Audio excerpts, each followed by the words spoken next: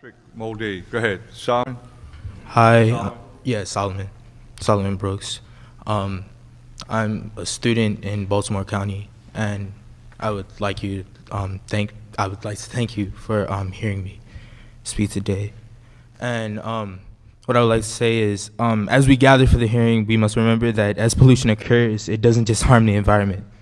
It has consequences that aren't as abstract as we would all like to think. It affects people living in places that are polluted. Eutrophication affects not water quality, but also organisms living in the body of water. Noise pollution affects not just air, but nesting of birds. And in this case, air pollution released by the wheelabrator and like polluters affects people who are alive and attempting to thrive like you and me, and it doesn't stop at adults. Children, school children, are directly affected by the pollution from the wheelabrator and like polluters. According to the Baltimore City Health Department, Baltimore's pediatric asthma hospitalization rate is the highest in Maryland and one of the highest in the nation. Asthma accounts for the greatest loss of productivity, either through missed work days and school absenteeism from children. A 1998 study, this is widely known and known information that's been around for years, that NOx and SO2, which are nitrogen oxide and sulfur dioxide, have a positive correlation to emergency room hospitalization for children.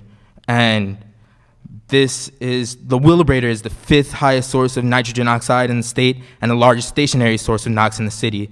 It emitted 1,141 tons of NOx in 2016, making it the state's 5th largest emitter of the pollutant.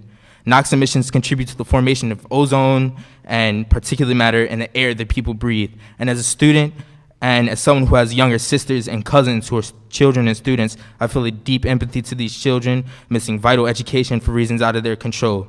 And even if correlation does not imply causation, the wheelabrator has a very high correlation to harm, too high to be ruled out or avoided for the safety of our citizens. The Clean Air Act is for the people and inherently for the children. Thank you. Thank you.